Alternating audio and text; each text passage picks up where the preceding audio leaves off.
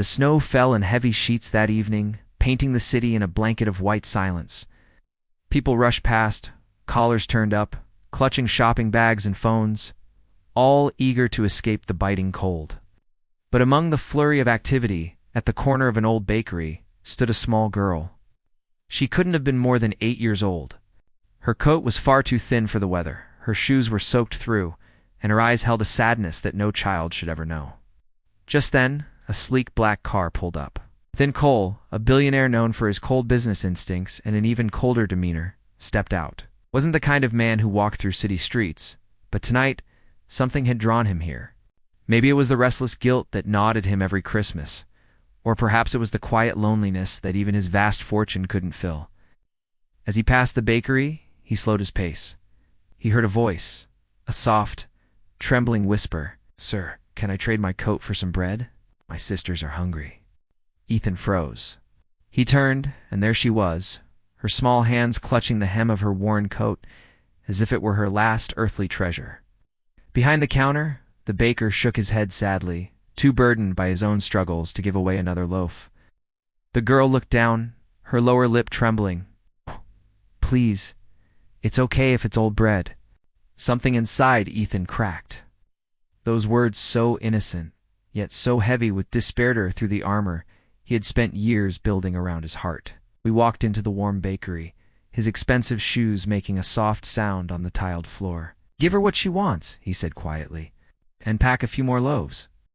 The baker blinked in surprise. "Of course, Mr. Cole, anything you say." The little girl looked up, startled. "Sir, I can't pay. You already did," Ethan said gently. "With your kindness?" He handed her the warm bag of bread, but she didn't leave. Instead, she just stared up at him with wide, grateful eyes. "Thank you, sir. My sisters will be so happy. They haven't eaten since yesterday." Ethan swallowed the lump in his throat. "Where are your sisters?" The girl hesitated. "In the alley." "By the old church?" "We stay there sometimes when it's too cold under the bridge." That single sentence hit him like a physical blow. Without another word, Ethan followed her. The alley was narrow and dark, lined with broken crates and snow-covered trash. There, huddled beneath a torn blanket, were two even smaller girls, one barely 5, the other no older than 3. They were shivering, their faces pale, but when they saw their sister, they managed a faint smile. "I got us bread," she said softly, kneeling beside them. Ethan stood there, frozen, his breath visible in the frigid air. He had attended galas, board meetings, and dinners on private jets, but he had never witnessed raw, unfiltered humanity like this. "Do you have parents?" he asked, his voice barely a whisper. The eldest shook her head. "Mama got sick last winter. She didn't wake up." "A lady said someone took her to heaven, and your father?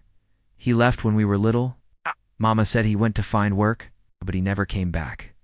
The simple, matter-of-fact way she said it broke something deep inside Ethan's chest. He had grown up poor himself. He remembered his mother working 3 jobs, skipping her own meals so he could eat. He had promised himself he'd never be poor again, but in chasing that promise, he had completely forgotten what true wealth really meant. He crouched down, his voice softer than he'd ever heard it. "You can't stay here. It's too cold." The girl looked up, her eyes wary. "Are you going to take us away?" Ethan shook his head. "No, sweetheart. I'm going to take you home." That night, for the first time in years, the billionaire's mansion was filled with laughter. The little girls sat at a massive dining table, their cheeks flushed with warmth, giggling as they devoured hot soup and bread rolls. The eldest sister watched them quietly, her small hand resting over her heart, as if she was afraid it might all just vanish.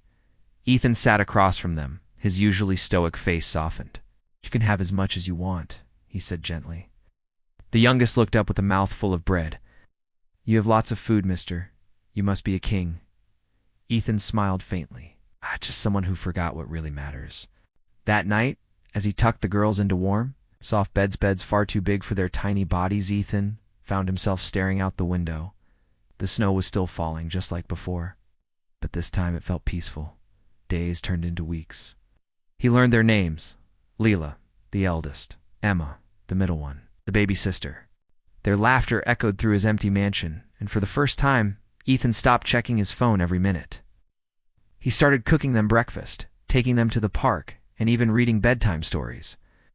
But one afternoon, Leela approached him, clutching an envelope. "Sir," she said softly, "we can't stay forever. You've done so much for us. We don't want to be a burden." Ethan knelt to meet her eyes. "Leela, do you know what a burden is?" She nodded faintly.